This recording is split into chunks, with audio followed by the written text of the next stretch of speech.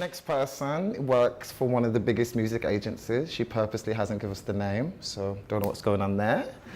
For 15 years, she's been a singer and a songwriter. She's now developing into music producing and coaching.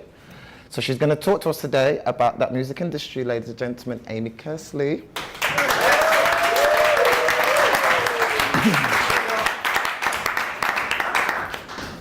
Because I'm northern and we don't go anywhere without tea.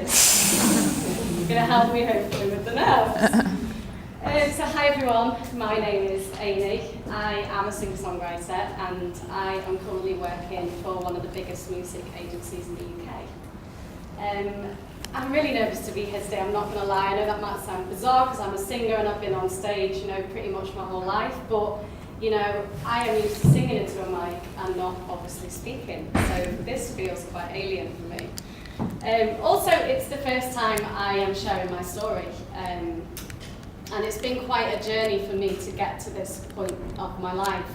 And as with everybody else who's spoken today, I've had plenty of ups and downs. So I just came today to really share my story with you all and give you a bit of an insight into my journey so far. So my story began, I'm going to go right the way back to when I was 5 years old.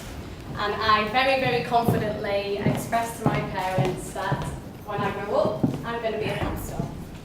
And I know this is the thing that a lot of young girls probably say, but I absolutely believe that this was my calling. So at the age of 8, I started singing lessons. I started developing myself and my voice. With someone who could help me explore that and train me. And I entered myself into talent shows, I threw myself out there around the Northwest, I got into a local theatre group and got my first taste of what it was like to be on stage. And this really gave me the bug to get into the music industry and to be a singer. Now it was outside of school life, my whole life was music. And it was when I was 16 and I just literally finished my GCSEs that I saw an audition in my local newspaper. And this was an audition to be part of a brand new TV show. And it was going to be reality TV and they wanted to put a girl band together. So obviously, as you can imagine, 16-year-old me was like, wow, this sounds amazing, I'm going to go for it.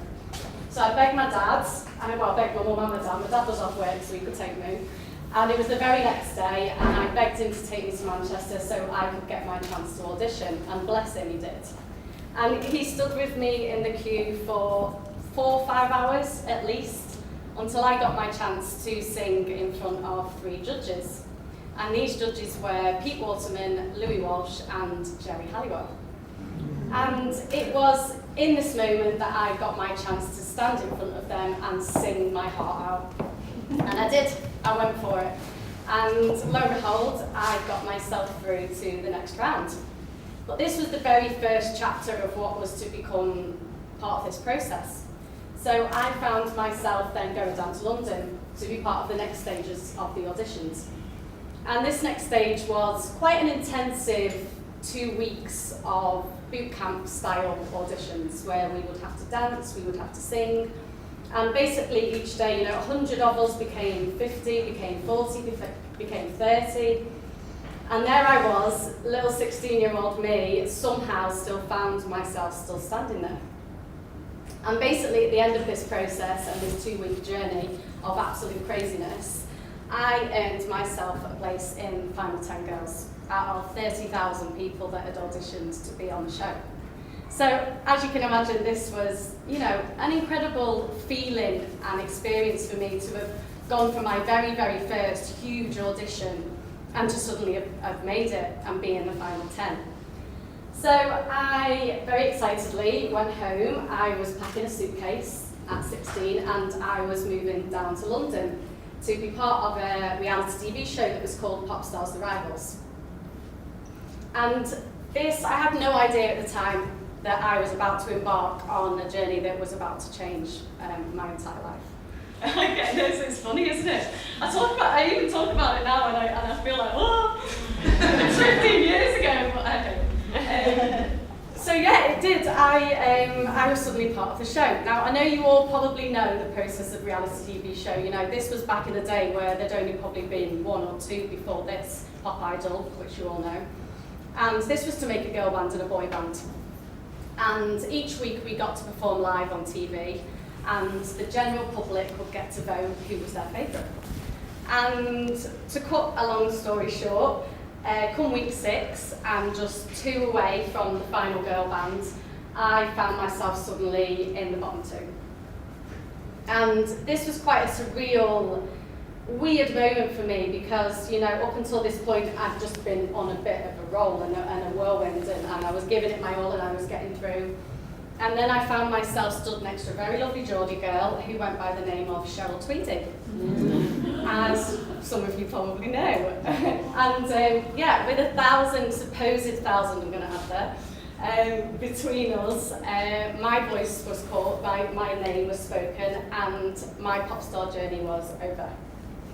Now, to say I was devastated at this point would really be an understatement. Like, this was quite crushing for me at this age.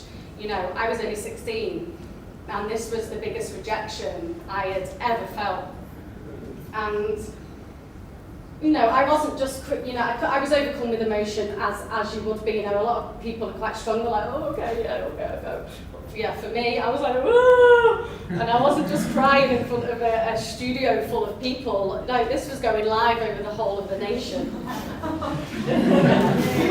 And I even remember the next day looking in the newspaper, there was just this picture of my, you know, like the really ugly crying face. Really ugly crying face. So yeah, I had to deal with that. But yeah, it was really devastating for me. You know, I really felt like my chance, my opportunity had just been, you know, ripped away from me in an instant. And I felt like I was in a bad dream. I think that's the best way for me to describe it. You know, I was kind of going through things and I thought, wow, you know, where am I now? You know, there was no plan B. I'd kind of set my mind on being in this band, and then suddenly my chance was gone. So I suddenly found myself back at home, and at this point I'd just turned 17.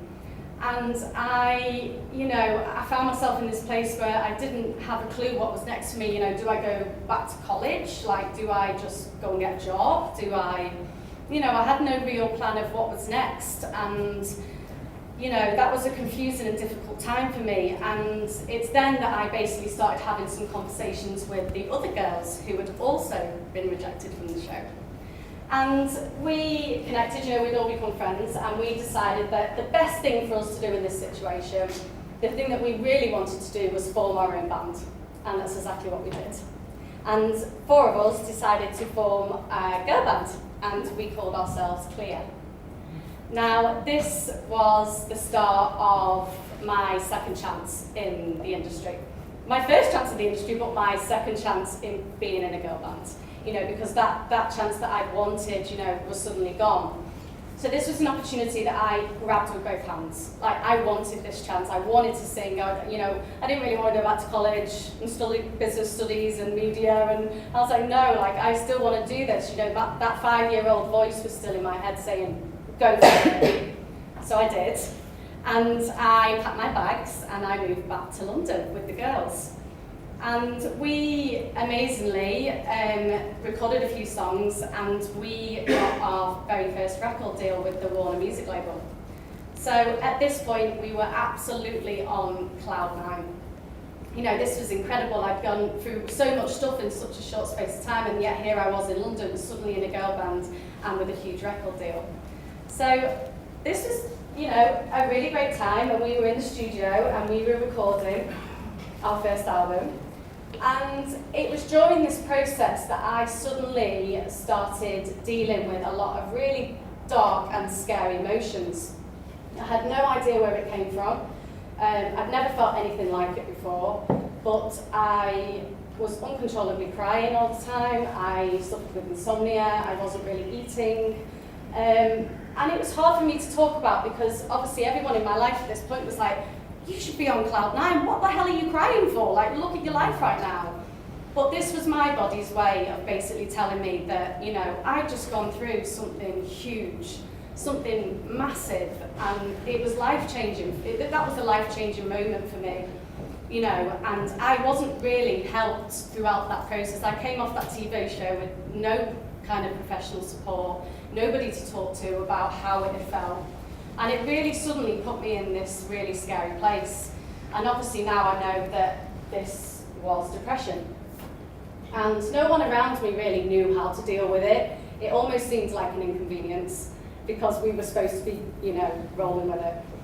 And the only way that I could deal with this at this time was to move back home, because all I could say was that I didn't feel like Aimee anymore. That's the only way I could describe it. I don't feel like Aimee anymore. So luckily, with the support of my family, I got back home and I dealt with the shit I needed to deal with, you know, which was a bit. And I was like, right, I need to get back on track here. You know, I need to get back to London. And although I wasn't mentally fully prepared for it, I threw myself back down to London. And this started my 6-year journey with the girl band Clear. So we went on to have an incredible 6 years. We really did. We had 4 top 40 hits in the UK. We toured all over East Asia. We were signed in China. We toured all over Europe. And we were relatively unknown still here, really. So I really got to kind of live that pop star life and come home and also still have a bit of normality. And then it was towards the end of this 6 years that one of the girls in the band decided to end her girl band journey. But that obviously also suddenly meant that it was time for us to end that girl band journey, because her decision affected all of us. And I think without her, we didn't really feel like this was the band anymore. So quite heartbreakingly, we decided to disband. And this was difficult for me because obviously from being the age of 16, 17 and getting in the band, this was the only life I'd ever known. So I suddenly found myself back at home again. And I was kind of confused at this point about what was my purpose, you know, what was I going to do next. You know, I didn't have the support of the girls anymore, I was out on my own. And I started discovering new things, you know, I threw myself into some acting classes, I started doing some modelling work, but none of them were really my purpose. You know, I still felt that music was my calling and I needed to find a way to get back to it. So I moved myself back to London. And it was quite scary to do this at the time because I didn't actually have a plan this time. I just know that, you know, I was back in a little town in Southport, which is where I'm from, and nothing was really happening for me. And I packed my bags and I, you know, faced that fear and I got myself back to London. So I didn't have a plan. I started working in retail. I had to get a normal job because, as you know, London's bloody expensive. And I had to just get a bit of a normal life around me again and start being independent. And then it was during this time that I decided to go back to college.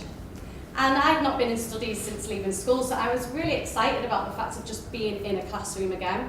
And I went to study music production, because music's obviously been around me my whole life, and I really wanted to learn how to make music myself, how I could make beats, how I could record myself.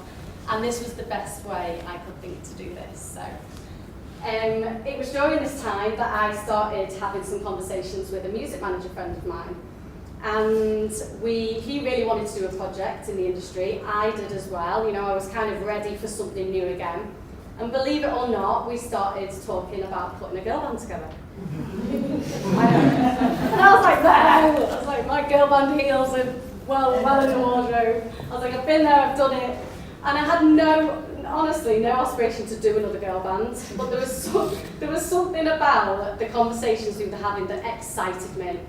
And I think it was the fact that we were going to be independent, we were going to be part of the creative process. You know, I was a bit older, I was wiser, I kind of knew a bit more about how the industry worked at this point.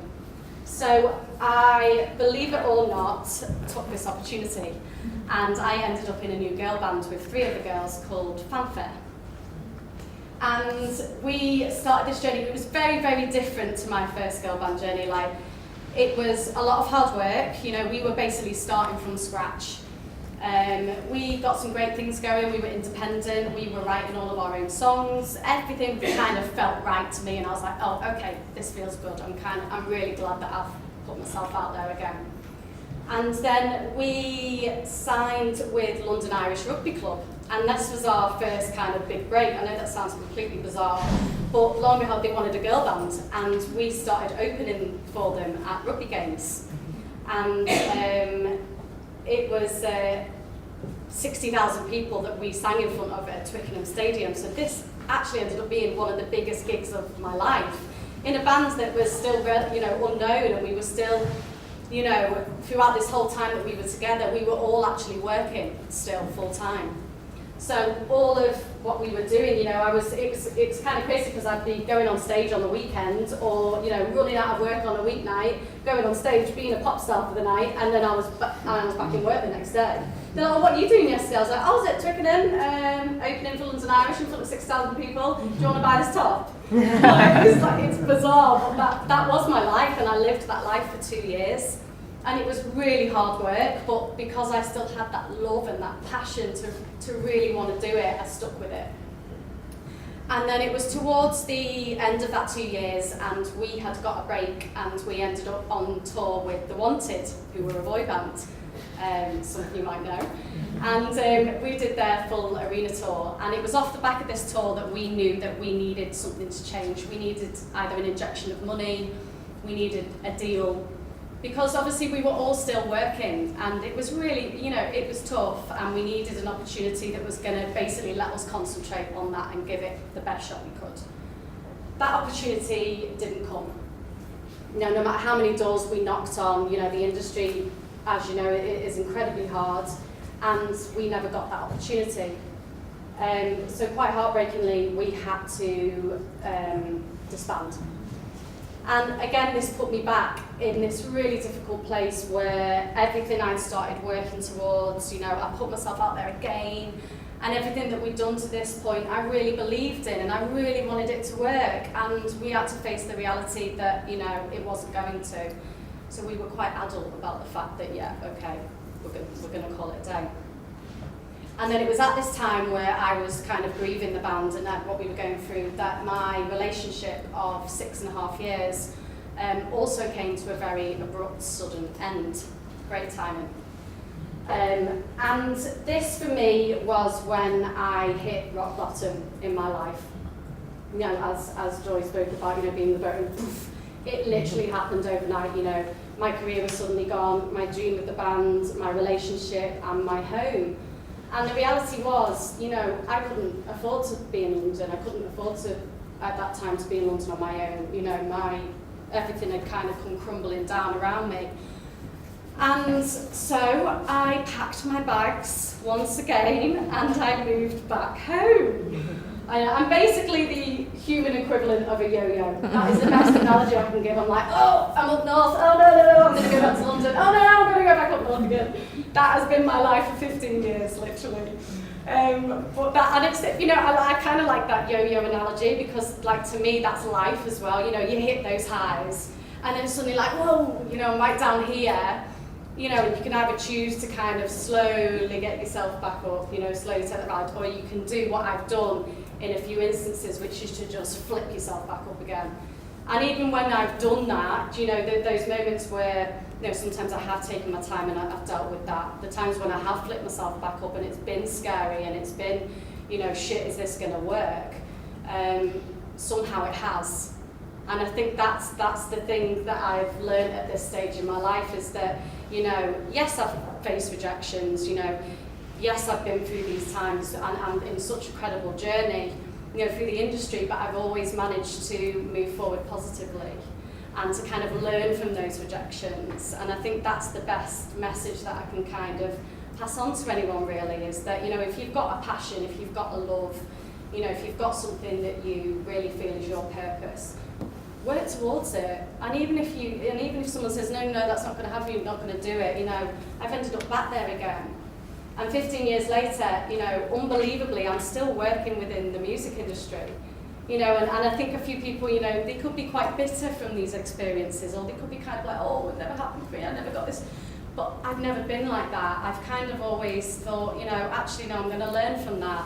You know, I'm going to stick with my purpose. I'm going to move forward and I'm going to try again. You know, dusting yourself off and trying again is literally my motto for life. So, thank you very much.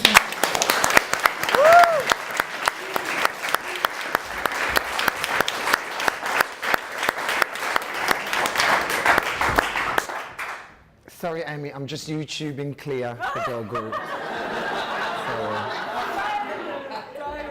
I'll look afterwards. I'm in my trainers. I don't know how you girls do heels all day because I've had to change. Anyway, guys, lovely chat. Any questions for Aimee? Kearsley, former member of Clear. What do you do now? So I'm working for a music agency now. So I basically, I ran out of time. Honestly, I actually had even more to say than that. When I first wrote my speech and I talked it out, it was actually 40 minutes long. No joke, honestly. And I've literally only just covered a few of the things there that I've actually been through on this journey. But yeah, basically, come last year, I was back at home again.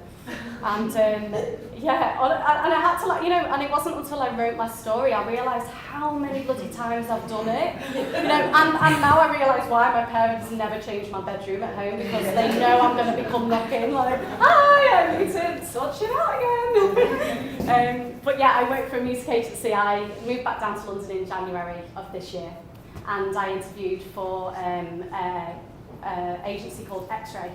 And we look after some of the biggest talent in America and the UK. So I'm now helping with the whole live side of other artists' careers. Is that live?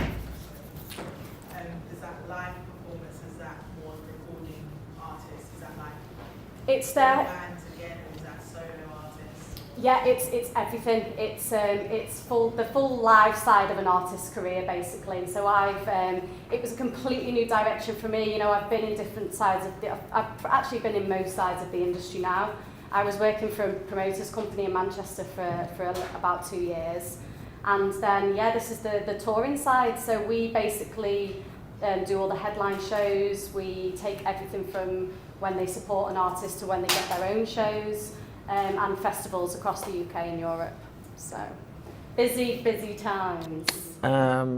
Just the first lady behind. Can you give us a song? Is that no? She said no.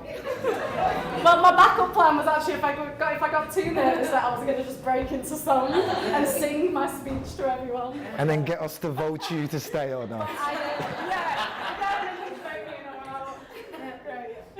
Next. No, so I was going to say, you've clearly got a passion for singing. Where are you with that now? How's that manifest itself? So I am actually back working on my own material for the first time. Yeah.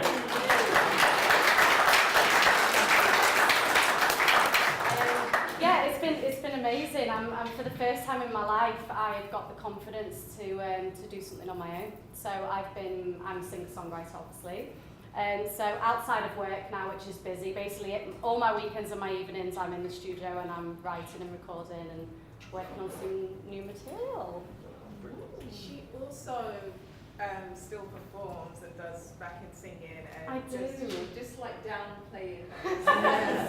Just a quick question. Linda also, she downplays everything. She's done this, she's done that. She's like my little champion in life. Are you happy that you didn't take the Cheryl Cole route? Yeah, you know what it is? It's a funny question that, because obviously throughout my life, you know, I've always had that comparison. Oh my God, you could have been Cheryl Cole. Like that has followed me for 16 years, like literally. So yeah, at first that was a difficult thing for me to deal with, because I was like, well, shit, yeah, I could have, you know, maybe life would have been easier, maybe life would have been this, maybe I'd have had more money in the bank, maybe I would. But not guaranteed. Actually, I am so happy with where I'm at now. I've made peace with my past, and this is my journey. You know, she has her journey, as do each of those girls. But, you know, I am really happy with my journey, and it didn't matter about the money, and it doesn't matter about the success and the fame. You know, for me, it was like, this is my journey now. You know, what am I going to learn? And look what I've been through over the last, 15, 16 years. But I still work in music and I'm still doing it. So. And Cheryl's been through a lot as well, ain't she? And Cheryl's been through a lot, exactly. Yeah. That's the last end now. Sorry, time's up, guys. Mo, me, others, everyone.